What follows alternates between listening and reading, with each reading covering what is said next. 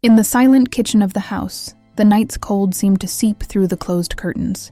The girl, with her pink dress stained with tears and her knee injured, leaned against the window, trembling between pain and fear.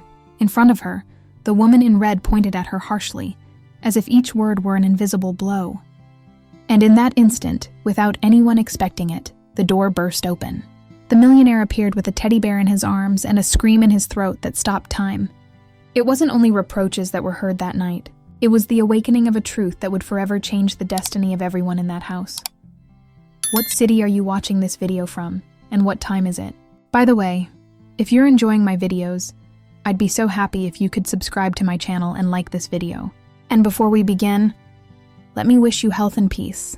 Tell me, from which country and at what time are you watching this story? The clock at Trinity Church marked 7 in the evening when Alexander Herrera crossed Boston Common with firm steps. He wore an impeccable suit, his leather briefcase hanging from his hand and the serious expression of someone who had spent decades accustomed to directing others rather than sharing with them. For many, that wine merchant entrepreneur was a symbol of success, fortune, properties, respect. But behind that image, in his gaze, there was an emptiness that neither numbers nor contracts managed to fill. The mansion where he lived, located near Beacon Hill, reflected the same thing as him. Large, elegant, but cold. On the walls hung portraits of ancestors and antique clocks, but the laughter of a true home was missing. Isabel Torres, his wife for 5 years, waited for him in the living room, absent-mindedly leafing through a fashion magazine. She had the haughty beauty of someone always concerned about what others will say, and the distant air of someone more worried about appearances than about people. Lucia, Isabel's daughter from a previous marriage, was in a corner with her worn teddy bear. The girl, barely 8 years old, had brown hair pulled back in an undone braid and clear eyes that shone with shyness. Her presence seemed invisible in that house where luxury left no space for tenderness. Alexander saw her as someone else's responsibility, another burden he hadn't known how to escape when he agreed to marry Isabel. He barely directed a word to her beyond a cordial greeting or a routine question. That night, tension floated in the air. In Boston, spring was in the air. Flowering trees, children running through the public garden, outdoor cafes with customers toasting the upcoming 4th of July that was about to begin. But inside the mansion, the atmosphere was different. Isabel reproached Alexander for his coldness in public while he responded with short phrases, tired of arguments that seemed to have no end. Lucia, in silence, took refuge in her stuffed animal, wishing someone would truly look at her. Alexander went up to his office, and upon opening a forgotten drawer found a wooden box that had been closed for years. Inside were old photographs and yellowed letters. One of them mentioned a bracelet with a silver pendant, an insignificant detail for anyone, but one that made his hands tremble. He remembered the woman he had loved in his youth, the one who disappeared from his life without a trace. For an instant, the echo of that memory pierced him forcefully. He closed the box brusquely, as if fearing to awaken sleeping ghosts. In the living room, Isabel scolded Lucia for a simple accident. She had dropped a napkin on the floor. "Always so clumsy," she murmured with contempt. "Learn to behave. I don't want embarrassments at the celebration." The girl lowered her head, red with shame. Alexander from the hallway heard the words. For the first time in a long while, he felt a different pang. Not annoyance, but discomfort. He stood observing the scene for a few seconds until Isabel looked at him and changed her tone, adopting a forced smile. "You see?" she said, caressing her husband's arm. "I'm just trying to educate her." But Lucia's eyes, moist, fixed on him like a mute plea. Alexander said nothing. He went back up to the office, though the memory of those clear eyes pursued him until dawn. He wondered, without wanting to admit it aloud, why that gaze seemed so familiar to him. The next day, Lucia left early, heading to school, walking alone through the cobblestone streets. She passed by Mrs. Carmen's bakery on Newberry Street, where the window overflowed with freshly made pastries. The girl stopped, attracted by the smell of apple turnovers. With shyness, she asked for a glass of water. Carmen, moved, also offered her a small cake. It was then that the woman noticed on the girl's wrist a bracelet with a worn pendant. "Where did you get that jewel, little one?" she asked, intrigued. Lucia lowered her gaze and whispered, "From my mom. I always carry it with me." In that instant, the bell of the nearby church rang and Father Emilio Garcia entered the bakery. He greeted Carmen affectionately and then looked at the girl. When his eyes rested on the bracelet, he remained motionless, as if he had seen a ghost from the past. And with a low voice charged with surprise, he murmured, "That bracelet, I saw it on another wrist many years ago." The following morning, the mansion dawned in silence with the windows closed to Boston's bustle. Isabel came down the stairs with firm steps, a fitted dress and her phone in hand. She barely greeted Lucia, who was already in the kitchen trying to set the table for breakfast. The girl placed the plates with excessive delicacy, as if each gesture were an exam. When a fork fell to the floor, Isabel cast an icy look and let out a sigh of annoyance. Lucia picked up the utensil in silence, swallowing her tears. With the excuse of going to the patio, the girl grabbed her backpack where she always kept her teddy bear and left almost on tiptoes. The spring air smelled of flowers, and from the nearby streets came the cheerful music of street performers. The 4th of July celebration was already in full swing. Animated block parties could be heard, decorated floats rolled down the avenue, and the lights began to illuminate the city. Lucia breathed deeply between sadness and hope. Her steps took her to Newbury Street, where tourists, neighbors, and street vendors mixed. There, on a corner full of life, was Mrs. Carmen Morales' bakery. The window gleamed with typical sweets: apple turnovers covered with sugar, cinnamon rolls dusted with powdered sugar, and small boxes of Boston cream pies. Carmen, a woman of about 60 years with gray hair pulled back in a bun and a flowered apron, observed from inside the girl who looked on with shyness. "Good morning, sweetie," she called with a soft voice. "Come in. Today's celebration deserves something sweet." Lucia entered slowly, fascinated by the smell of cinnamon and coffee. With a barely audible voice, she asked for a glass of water. Carmen served her the glass and, smiling, added a free pastry for the celebration. A girl can't celebrate with an empty mouth. Lucia lowered her gaze gratefully and searched for some coins in her pocket. As she did so, a small bracelet with a worn pendant fell onto the table. Carmen noticed it immediately, frowning with surprise. "And that little jewel?" The girl caressed the bracelet as if it were a treasure. "It was my mom's. I always keep it." In that precise instant, the door opened and Father Emilio Garcia entered, priest of Trinity Church. He wore a dark cassock and carried a briefcase of books. He greeted Carmen affectionately, but his eyes soon rested on the girl. Upon seeing the bracelet, he stopped short. His face changed expression, as if a distant memory had reached him suddenly. He approached slowly, almost fearing to be mistaken, and murmured with a hoarse voice, "That bracelet. I saw it on another wrist many years ago." Lucia looked up with innocent curiosity. Without understanding the weight of those words, Carmen noticed the tremor in the priest's voice and the heavy silence that settled in the bakery. Outside, the cheerful sounds of the celebration continued to resonate, but inside time seemed to have stopped. The woman breathed deeply, and with a mixture of tenderness and concern, placed her hand on the table, looked fixedly into the girl's eyes, and asked carefully, "Lucia, who gave it to you?" The echo of Trinity Church's bells filled the air with a slow toll when Alexander Herrera returned to his mansion at nightfall. He had spent the entire day reviewing contracts and attending calls, but the memory of the previous night kept him restless. On his desk remained the open folder of accounts, though his eyes didn't concentrate on the numbers. Outside, Boston's streets came alive with the celebration. Decorated floats paraded down Commonwealth Avenue. Children ran with colorful balloons and patriotic music sounded on every corner. However, inside the house, the atmosphere was oppressive. Alexander entered the living room and observed Isabel Torres seated in a tight red dress, leafing through a fashion magazine. Lucia remained in a corner with her feet dangling from the chair, hugging her teddy bear. The woman cast a cold look at the girl, like someone pointing at a bothersome shadow. Alexander, without knowing why, felt a knot in his stomach.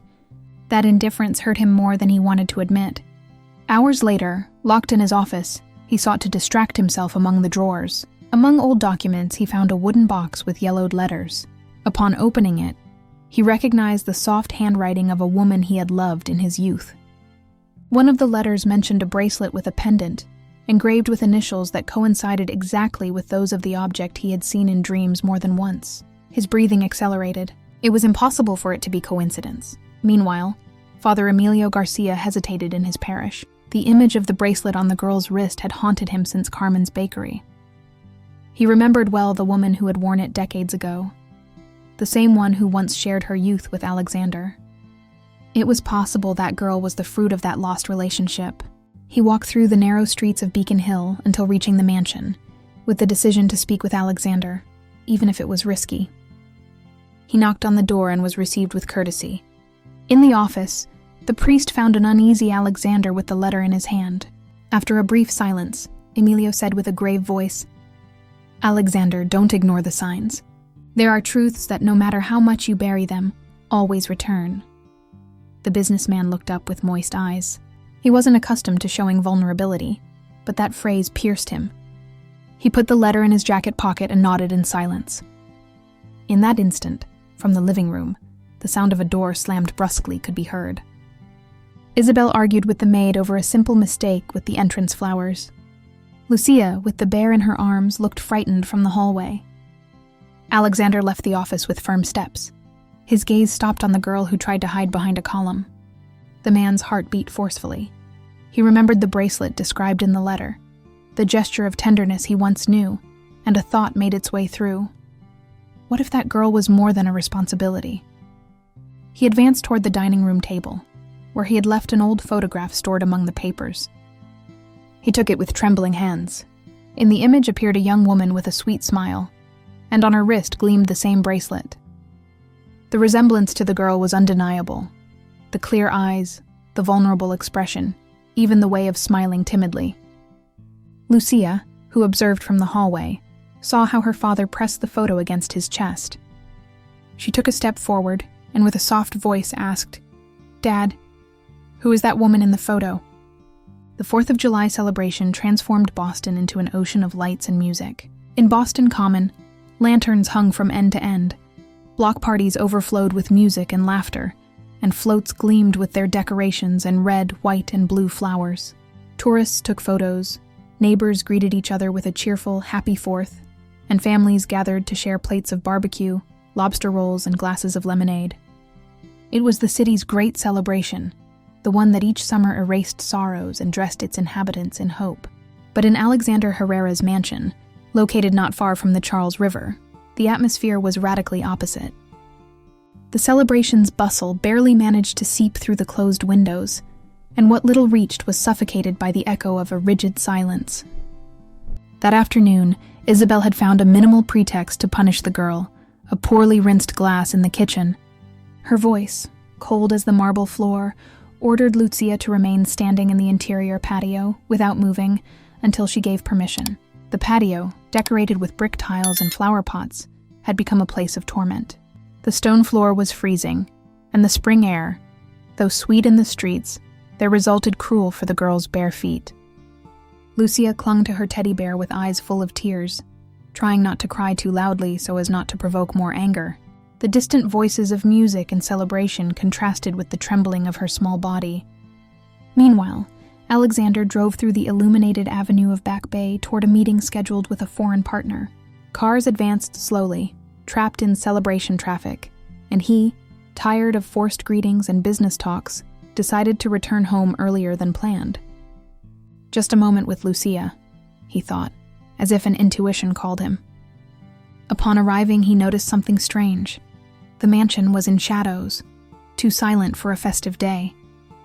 He closed the door behind him and heard a muffled murmur, a childish sob that pierced his chest.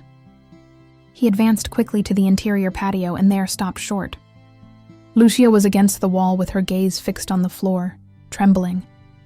Her bare feet left wet marks on the cold stone. The bracelet on her wrist gleamed under the patio lamp like a spark from another time. Alexander felt the air leave him. He approached with slow steps, and as he bent down to speak to her, something fell from the girl's sleeve, a wrinkled yellowed envelope. Alexander picked it up with trembling hands. Inside was an old photograph. His heart gave a leap. He instantly recognized the woman in the image, the sweet smile, the eyes full of life, the same one who had marked his youth and whom he had lost in painful circumstances. And on her wrist, in that faded photo, gleamed the same bracelet Lucia now wore. The world seemed to stop. He compared the girl's features with those of that woman who still occupied his memory. The clear eyes, the delicate forehead, the vulnerable expression. It was like looking at a mirror with two different times. His breathing became labored and a knot tightened his throat. Lucia looked up timidly. In her eyes was fear, but also a silent plea, as if she hoped that man she called Dad would truly look at her. For the first time, Alexander felt the armor of cold businessman crack. In that moment, Isabel appeared on the second-floor gallery. She wore a striking red outfit and had painted her lips with intense lipstick. She was ready to go out to a social dinner. But upon seeing Alexander bent in front of the girl, her expression changed. She descended the stairs with firm steps, her heels resonating against the marble like hammer blows. She stopped in front of them, with eyes burning with rage. Her voice broke the patio's silence and left an icy echo on the walls. "That girl will never be yours." Isabel's scream resonated in the patio like thunder. The echo expanded among the tiles and flower pots, and even the geraniums seemed to shudder under the harshness of her words. Lucia stepped back, hugging the teddy bear with all her strength. Her large eyes filled with tears, incapable of understanding why that woman rejected her with such cruelty. Alexander felt a stab in his chest, as if each of his daughter's sobs pierced his skin. He had reached his limit. For years he had tolerated silences, distractions, the coldness of a marriage built more on convenience than on love. But seeing Lucia punished, vulnerable, and hearing that scream that denied her, ignited within him a flame that had been extinguished too long. "Enough, Isabel," he exclaimed with a grave voice, charged with authority. "You have no right to treat her like this." The woman, in the tight red dress and lips painted with intense lipstick, looked at him with arrogance. Her eyes shone with rage and wounded pride. "Right?" she repeated with irony. "I'm your wife, Alexander. I'm the one who lives by your side, the one who takes care of this house when you're too busy with your vineyards and contracts. And now you tell me that girl, that burden, is worth more than me." Alexander held her gaze without blinking. In his hands he still held the wrinkled photograph he had found, the one showing the woman he loved in his youth, smiling with tenderness, with the bracelet on her wrist. He turned the photo toward Isabel, and with a broken but firm voice declared, "You don't understand. Lucia isn't just any girl. She's my daughter." The world stopped. Silence fell like a thick blanket. Even the echoes of the celebration with its music seemed to fade for an instant. Isabel opened her eyes with disbelief, searching for some gesture of hesitation in her husband. But Alexander stood erect, his face hardened by truth. Lucia, with a thread of a voice, dared to ask, "Really, Dad? Am I your daughter?" Tears flowed from Alexander's eyes. He knelt before the girl, letting the photo fall to the floor. He took her small hands in his, rough from years of work and tensions. "Yes, Lucia, you're mine. I understood it late, too late, but I know it with certainty, and I promise I won't fail you again." The girl let out a choked sob and threw herself into his arms. The teddy bear was trapped between them both, as if it too celebrated the reunion. Alexander closed his eyes, breathing deeply the scent of his daughter's hair. A simple scent of soap and spring that felt more real and valuable than all the luxury of his life. Isabel took a step back as if she had received a slap. "No!" she shouted. "That can't be true. It's impossible." Alexander stood up, still with Lucia clinging to his neck. "Look at the photo, Isabel. Look at her eyes, her smile. And this bracelet is the same one her mother wore. You can't deny it." The woman looked away, shaking her head. "No," she repeated. "You're deceiving yourself. It's nothing more than a coincidence." In that instant, Father Emilio, who had witnessed part of the scene from the threshold, advanced slowly. His voice resonated grave and clear. "Alexander is right. That bracelet belonged to a woman we knew in our youth. I saw her wear it. And you know it, Isabel." She turned furiously toward the priest. "Don't interfere in what doesn't concern you." "It concerns me because it's about an innocent girl," Emilio responded calmly, "and because truth always ends up coming to light." Alexander held Lucia tighter, as if fearing Isabel would try to tear her from his arms. His voice then sounded definitive, like a hammer striking the table. "Our marriage ends here, Isabel. I won't allow you to continue harming my daughter." Isabel let out a bitter laugh charged with venom. "Ends? Just like that?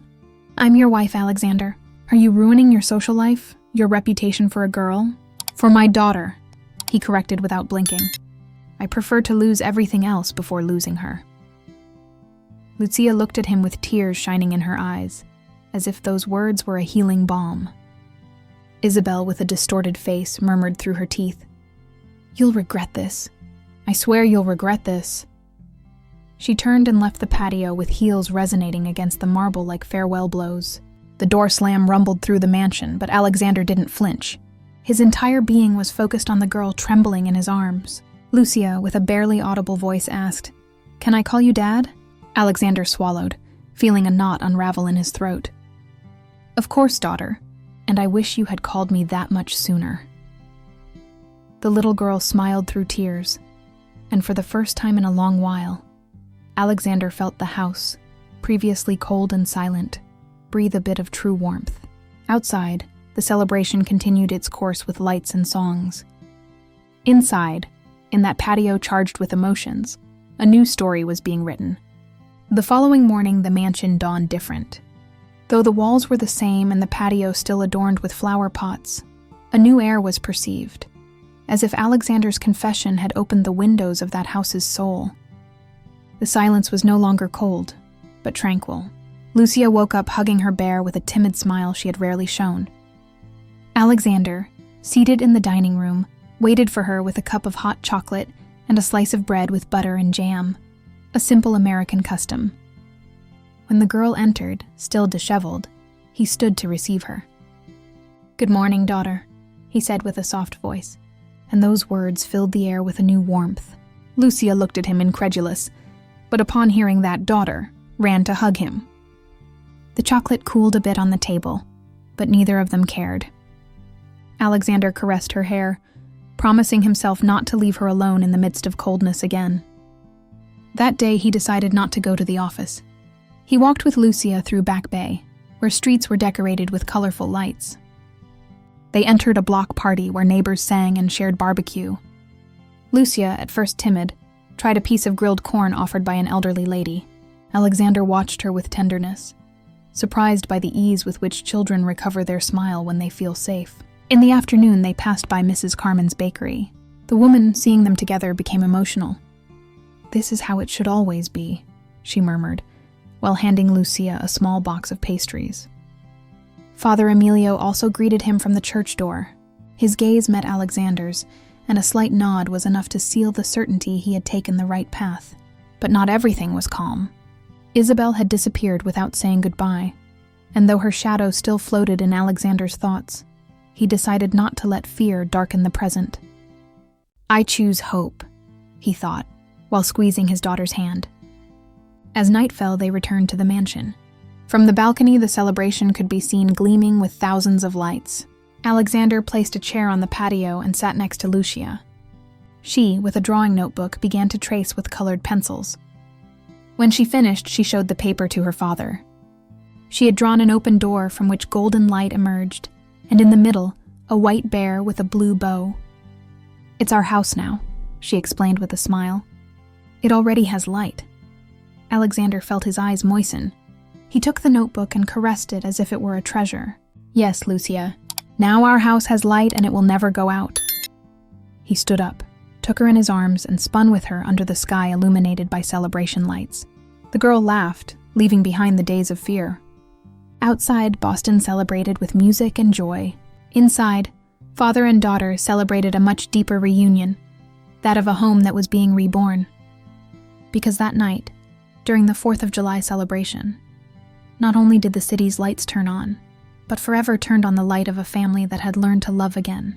In Boston streets, the echo of the celebration still resonates, but what remains in our memory aren't only the lights or the music, but the embrace between a father and a daughter who, after so much distance, finally recognized each other. It wasn't wealth or contracts that saved that home, but the brave decision to look truth in the face and open up to love.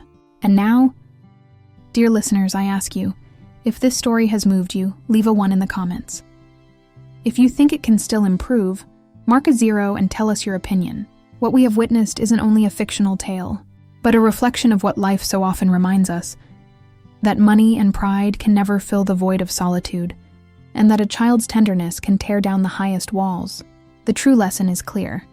Sincere love, The capacity to recognize errors and the desire to repair the past are forces that change destinies. Everyone deserves a second chance. Everyone deserves to feel part of a home where hugs and words of encouragement aren't lacking. Because as popular wisdom says, a house is built with bricks, but a home only exists when there are hearts willing to forgive and love. The message that remains engraved is profound. Unconditional kindness can transform the darkest destiny. Every human being, regardless of their errors, has the right to redemption. Life teaches us that true wealth lies in blood ties, and also in those of choice, in those people we decide to call family. And just like a lamp lit by the window discreetly illuminates dark streets, a simple gesture of tenderness can guide us in the most uncertain moments of our existence. Dear friends, stop for an instant and think about what you have heard. Perhaps in your lives there are also doors waiting to be opened, words you haven't yet said, or hugs you haven't yet dared to give. If this story has touched your heart, share it with someone close. Sometimes a story can be the spark that awakens in others the courage to reconcile and start again. And remember, as long as there is true love, there will always be light to illuminate our path.